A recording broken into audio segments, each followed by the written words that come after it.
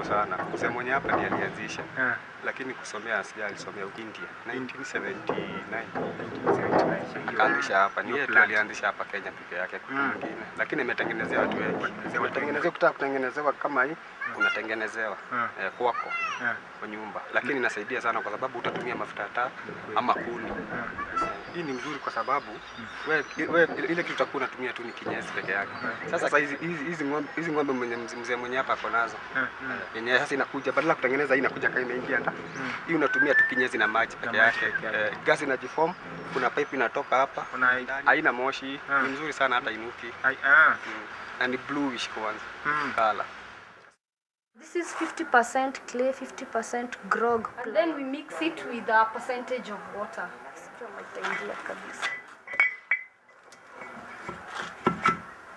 Like that one. To give the shape to... Yeah, to give the shape. And then you put the mixture of the clay and the grog plus water. So this is now the candle. Although it has crashed a little on this side after firing. And this one is ready to purify. Yeah, to purify. You see there is a hole? Yes. This one. And then we just put water and it penetrates inside. So when the water penetrates and it flows inside this one, yes, we just collect the water using the tap. Like there's a tap inside here. I don't know whether you can see it. Yes. Yeah. Just open the tap and water comes out. And the water that comes out is already purified. Yeah, the water is purified and it is tested. We use this to test the presence of silver in water. Yeah, the water that has been treated. And then we cover it, then we put this into the incubator for 12 hours. You see, it's only one dot. Yes. It was leaking a little. It should be like this. We are doing this for the poor Magari people.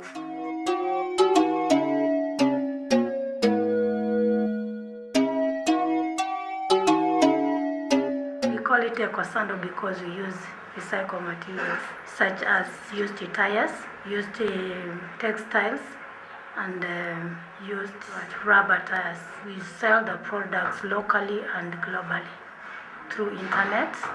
And the guys who are employed here are all orphans. Some are because of HIV. Most of them come from Korokochos or from the slums. Ecosatos has also started a school project for the guys who are working here because most of them had not completed their secondary education. I'm in high school right now. My best, I work from 7:30 to 4. Then I study for 3 hours. That is 4 to 7. Sell our sandals between 500 shillings and 1,000.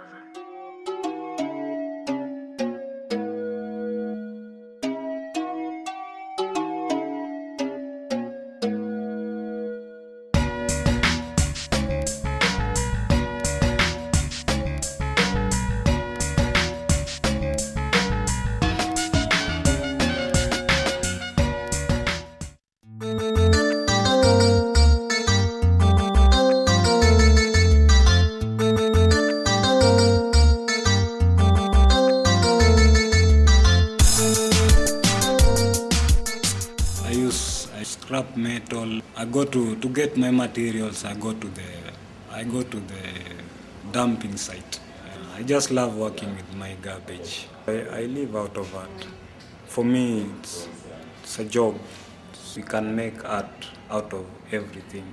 What matters is that artistic mind, that creativity.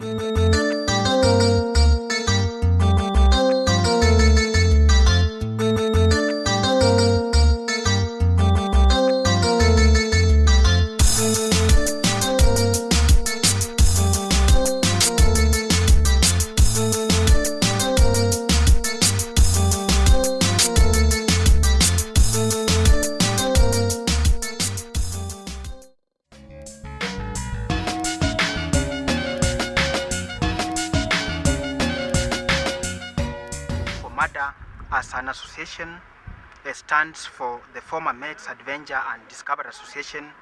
FOMADA is an organization that consists of people who are out to explore, tour and undertake risk in discovering the problems affecting the society in terms of environment, culture and religion. There are some trees that dried up among the 250 that we planted in June. So we have to be replacing those holes. The most thing that is affecting us around is the major issue of the dumping site around and the improper disposal of waste from our houses. For example, we can organize ourselves and put like a drama group to convey the messages to the people. Us putting around posters everywhere, it can convey our messages quickly and to the people, and it's a way of even enlightening them on the dangers of the pollution. I think we should try and come up with environmental education, whereby we try and visit various schools across the country.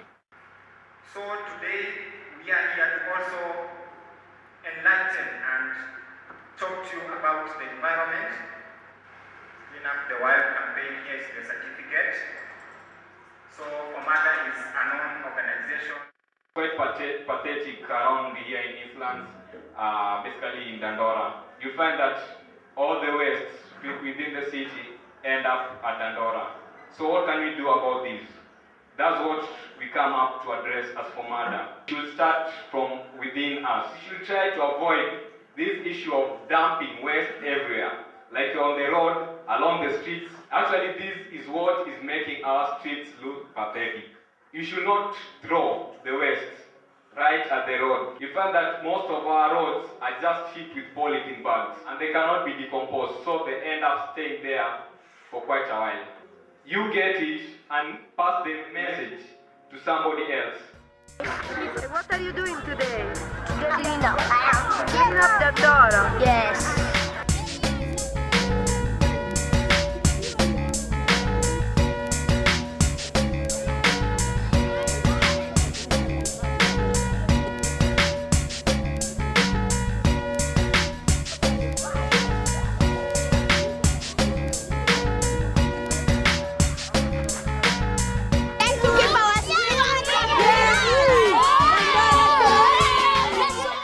Kenya is covered with almost something like 1.7% of trees, and therefore one of the major aim of FOMADA is to come up with a reasonable ground cover.